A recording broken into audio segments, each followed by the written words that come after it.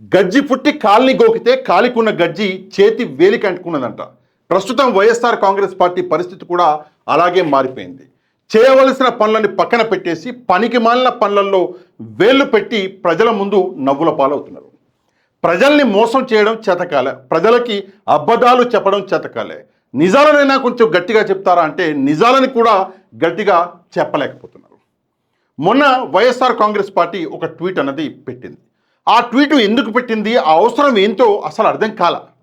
ఆ ట్వీట్ తర్వాత ఒక పెద్ద గందరగోళం అన్నది నెలకొన్నది.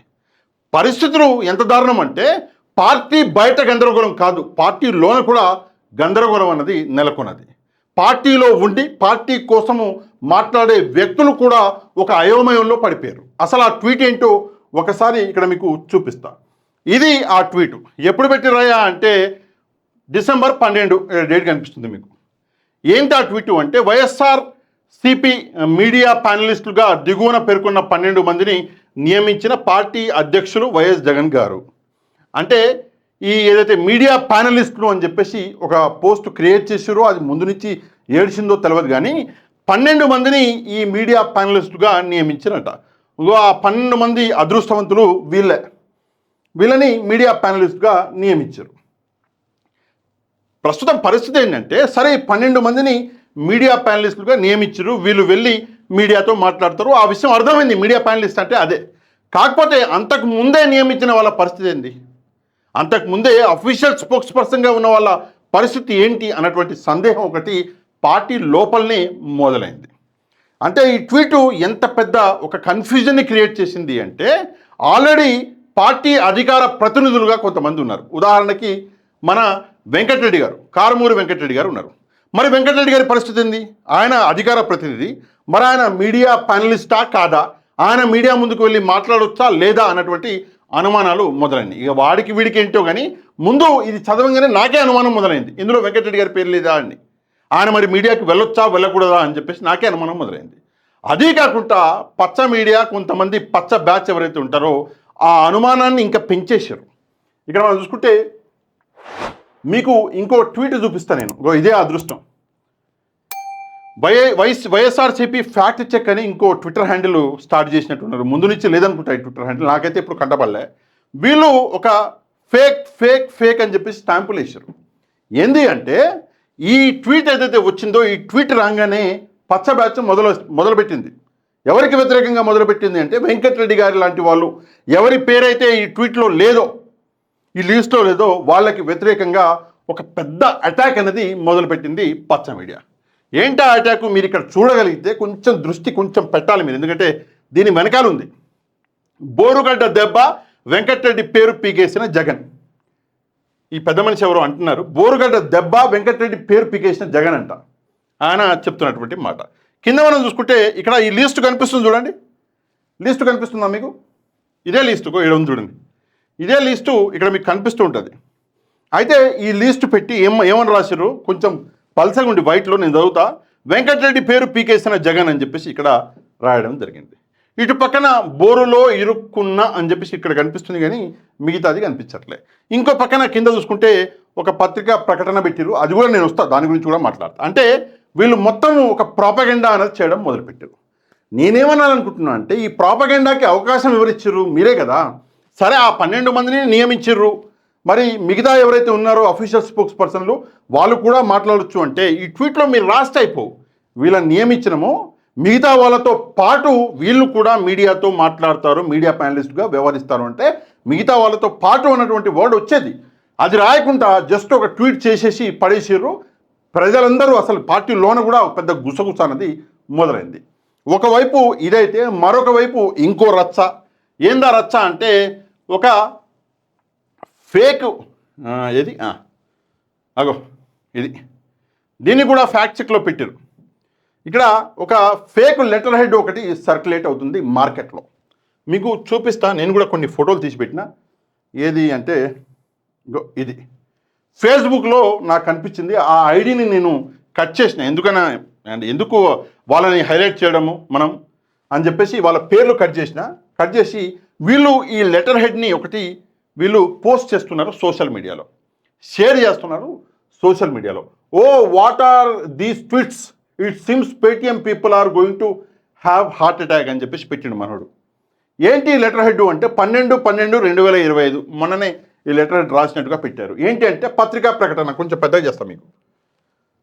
అగో, పార్టీ అధ్యక్షులు జగన్మోహన్ రెడ్డి గారి ఆదేశాల మేరకు వైఎస్ఆర్సీపీ అధికార ప్రతినిధి ప్రస్తుత కారుమూరి వెంకటరెడ్డి గారిని తొలగించి పార్టీ అధికార ప్రతినిధిగా బోరుగడ్డ అనిల్ గారిని నియమించడం జరిగింది అని చెప్పేసి ఇక్కడ వైసీపీ ఒక లెటర్ హెడ్ అన్నది సోషల్ మీడియాలో చక్కర్లు కొట్టింది. ఇతనే కాదు, వేరే ఇంకొక, అంటే నాకు అనిపించింది ఇద్దరు ముగ్గురులే, ఇంకా చాలామంది ఉన్నారు. అదే ఏదైతే లెటర్ హెడ్ ఉందో దాన్ని వీళ్ళందరూ వైరల్ చేస్తున్నారు. సంగతి ఏంటంటే ఈ లెటర్ హెడ్ ఫేక్. ఈ ఫ్యాక్ట్ చెక్ వాళ్ళు పెట్టిరు చూడండి. ఈ లెటర్ హెడ్ పెట్టి ఎవరో ఒక ఐడి నుంచి, అంటే ఇది ట్విట్టర్ ఐడి అనుకుంటా, ఫేక్ అని చెప్పేసి వీళ్ళు ఇక్కడ పెట్టడం జరిగింది. అంటే ఈ లెటర్ హెడ్ అన్నది ఫేక్. ఎందుకు ఈ అవకాశం అన్నది వచ్చింది అంటే దీనికి చాలా కారణాలు ఉన్నాయి. వైసీపీ ఏదైనా విషయాన్ని క్లారిటీగా చెప్పట్లేదు. బోరుగడ్డ అనిల్ విషయమే తీసుకుందాము. బోరుగడ్డ అనిల్ అనేటటువంటి ఒక వ్యక్తి ఎవరైతే ఉన్నాడో, ఎప్పుడో 2017, 18, 19 అంటే ఎలక్షన్లకి ముందే ఆ వ్యక్తిని తీసుకొని పక్కన పెట్టవలసింది. కానీ ఆ వ్యక్తిని పక్కన పెట్టకుండా అట్లా వదిలేస్తే అధికారంలోకి వచ్చాక ఆ వ్యక్తి ఇంకా రెచ్చిపోయాడు. అప్పుడే తీసుకెళ్ళి లోన్ వేస్తే అసలు దరిద్రం వదిలిపోయేది. ఆ పని మీరు చేయలేదు. ఆ పని చేసింది ఎవరు? తెలుగుదేశం పార్టీ. బోరుగడ్డ అనిల్ తీసుకెళ్ళి లోపలేయంగానే ప్రజలందరూ హర్షించారు. అరే చాలా మంచి పని చేశారు, ఈ వ్యక్తి చెడ్డవాడు అని చెప్పేసి. అదే మీకు ప్లస్ పాయింట్ మీరే తీసుకెళ్ళి లోన్ ఇస్తే. రెండోది, బోరుగడ్డ అనిల్ ఏదైతే ఉన్నాడో ఆ వ్యక్తి వైసీపీ ఓటమికి ప్రధాన కారణం. ఆ వ్యక్తే కాదు, ఆ వ్యక్తి లాంటి వ్యక్తులు ఈరోజు చూడండి. వాడో పిల్ల బచ్చ, వీళ్ళు ప్రోగ్రాంలు చేస్తున్నారు. ఎవరు వీళ్ళు? పచ్చ మీడియా ప్రోగ్రాంలు, TV5 వాళ్ళు చూడండి. అంటే ఇదే ఫోటోనా కొంచెం మార్చారు బోరుగడ్డ అనేది. ఇక్కడ చూడండి, బాగా అయిందా అని చెప్పేసి నిన్న 16 గంటల ముందు మన మూర్తి గారు ప్రోగ్రాం చేశారు. ఆ ప్రోగ్రాంలోనే ఈ విషయాలన్నీ మాట్లాడారు.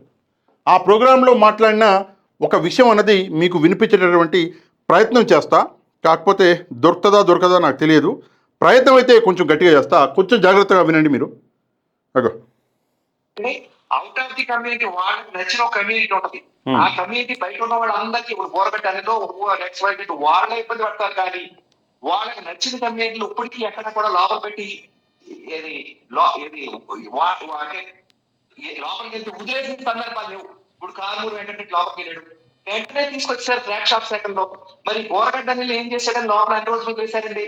అంటే తప్పు చేస్తే లోపల నుంచి బయటికి తీసుకురా. అంటే ఇది TV5లో నిన్న వచ్చింది. బోరుగడ్డ అనిల్ ఏం చేశారని లోపల నుంచి బయటికి తీసుకురాలేదు అని ఈ వ్యక్తి మాట్లాడుతున్నాడు. ఇదే TV5లో బోరుగడ్డ అనిల్ కుమార్ మాట్లాడిన మాటలు ఇంత గలీజ్గా ఉన్నాయి, అంత గలీజ్గా ఉన్నాయి. చంద్రబాబు నాయుడు గారి గురించి మాట్లాడిండు, నారా లోకేష్ గారి గురించి మాట్లాడిండు, చంద్రబాబు నాయుడు గారి కుటుంబం గురించి మాట్లాడిండు, పవన్ కళ్యాణ్ గారి కుటుంబం నుంచి మాట్లాడిండు అని చెప్పేసి ఇదే TV5లో అరిచిర్రు. ఇప్పుడేమో బోరుగడ్డ అనిల్ కుమార్ని ఎందుకు బయటికి తీసుకురాలేదు తొందరగా? అదే కారుమూరి వెంకటరెడ్డిని అయితే ఎందుకు అదే రోజు తీసుకొచ్చారు? అంటే కారుమూరి వెంకటరెడ్డి పేరు రెడ్డి కాబట్టి ఆయన తీసుకొచ్చారు, బోరుగడ్డ అనిల్ కుమార్ రెడ్డి కాదు కాబట్టి ఆయన తీసుకురాలి. ఈ చర్చలు నడిపిస్తుంది. ఈ అవకాశాలు ఇచ్చింది ఎవరు అంటే కేవలం మీరే. అవకాశాలు ఇచ్చింది మీరే. ఈరోజు ఇంత పెద్ద సంఘటన జరిగితే బోరుగడ్డ అనిల్కి సంబంధించి ఏదో న్యూస్ పేపర్లో వేశారు, అదొక్కడే వదిలిపెట్టి ఇంకేమైనా ఉందా? ఆ వ్యక్తి ఆఫీసర్లకు వెళితే ఆపలేకపోతున్నారు మీరు. ఇది ప్రస్తుతం జరుగుతున్నటువంటి విషయం. అదే కాకుండా ఇట్లాంటి ట్వీట్స్ దయచేసి, అంటే మీరు నియమించరు, చాలా మంచి విషయం, వీళ్ళకి ఆనందమే. కానీ ఇది అవసరమా ప్రస్తుతం అర్థం కాని పరిస్థితి. మీడియా ప్యానలిస్టులు అని చెప్పేసి సపరేట్గా ఒకటి పెట్టి వాళ్ళ పేర్లు పెట్టడం అవసరమా? అవసరం అనిపిస్తే మరి కన్ఫ్యూజన్ ఎందుకు క్రియేట్ చేశారు?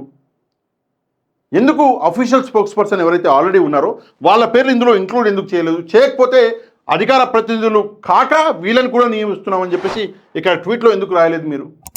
అంటే మీరు చేసే పని వల్ల ఈరోజు ఇంత పెద్ద ఒక కియాస్ అన్నది జరుగుతున్నది. పార్టీ లోపల కూడా జరుగుతుంది, పార్టీ బయట కూడా జరుగుతుంది. పార్టీ లోపలైతే చర్చించుకుంటున్నా, ఏంటబ్బా వెంకటరెడ్డి గారి పేరు లేదు, ఏంటి శేఖర్ రెడ్డి గారి పేరు ఉంది ఇందులో, చూస్తురా వెంకటరెడ్డి గారి పేరు లేదు అని చెప్పేసి చర్చించుకుంటున్నారు. ఇది ప్రస్తుతం పరిస్థితులు. అండ్ ఈ పేర్లు ఎందుకు పెట్టవలసి వచ్చింది అంటే కొన్ని గుసగుసలు ఏమి వినిపిస్తున్నాయంటే వీళ్ళు పార్టీ మీద ప్రెషర్ తీసుకొచ్చారు. అంటే కొంతమంది, అందరు కాదు, క్షమించాలి, మళ్ళీ అందరంటే అందరికీ రోషం పొడుచుకొచ్చేస్తుంది, అదొక పెద్ద రచ్చ. కొంతమంది, దయచేసి నేను పార్టీకి ఒక చిన్న రిక్వెస్ట్ చేస్తున్నాను, ఒక సలహా ఇస్తున్నాను. పార్టీ ఆఫీసులోకి వచ్చి కూర్చునే వాళ్ళు చాలా ఎక్కువ మంది అయిపోయారు. వాళ్ళ పని ఒకటే, కమ్సే కమ్ 3-4 గంటలు పార్టీలో రోజు కూర్చుంటున్నారు ఆఫీస్లో. ఒకటే విషయం, ఒక రూల్ పెట్టేయండి, వారానికి ఒక రోజే రావాలి, వస్తే గంట కంటే ఎక్కువ ఉండకూడదు పార్టీ ఆఫీస్లో అని. మీరు వెళ్ళి ప్రజల కోసం పనిచేయండి అని చెప్పేసి ఒక రూల్ పెట్టండి, దెబ్బకి అన్నీ మూసుకుపోతాయి, ఈ పరిస్థితులే ఉండవు. ఈరోజు వెళ్ళి పార్టీ ఆఫీసులలో కూర్చుంటున్నారు, కూర్చొని పార్టీ మీద ప్రెషర్ పెట్టి ఇట్లా పేరు రాయించుకుంటున్నారు, పార్టీ ఏమో రాసి అక్కడ ఇచ్చేస్తుంది, దాని తర్వాత పెద్ద రచ్చ అనేది జరుగుతుంది. ఏది ఏమైనప్పటికీ కూడా ఇందులో ఎంతో కొంత వైసీపీ తప్పు ఉంది.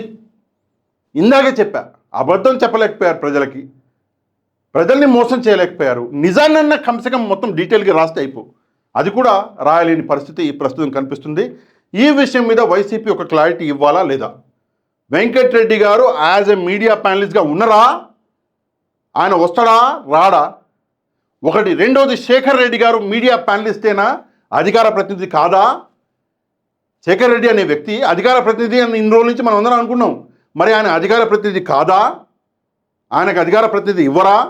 ఆ క్లారిటీ కూడా ఇవ్వండి, ఇస్తే బాగుంటుంది. ఏది చేయకుండా ఊకే ఇట్లాంటి ట్వీట్లు పెట్టి మంచిగా పనిచేస్తున్న వాళ్ళని కూడా ఊకే రెచ్చగొట్టేటటువంటి పరిస్థితులు ప్రస్తుతం కనిపిస్తున్నాయి. ఏది ఏమైనప్పటికీ కూడా దీని మీద ఒక క్లారిటీ ఇవ్వాలి అనేది నా వాదన. ఎవరినో కించపరచాలని కాదు, ఏదైనా ఇష్యూ ఉంటే ఆ ఇష్యూకి సంబంధించి పార్టీకి ఒక సజెషన్ ఇవ్వడం అనేది తప్పు కాదు అన్నది నా ఆలోచన. మీరేమంటుంటారో ఈ విషయం మీద తప్పకుండా ఒక కమెంట్ చేయడం మాత్రమే కాదు, ఒక లైక్ చేయడం మాత్రము అసలు మర్చిపోవద్దు. ఇక ఛానల్ని ఎవరైతే సబ్స్క్రైబ్ చేసుకోలేదో ఛానల్ని కూడా సబ్స్క్రైబ్ చేసుకోండి. నెక్స్ట్ వీడియోలో మళ్ళీ కలుద్దాం. అంతవరకు థ్యాంక్ యూ వెరీ మచ్. జై హింద్.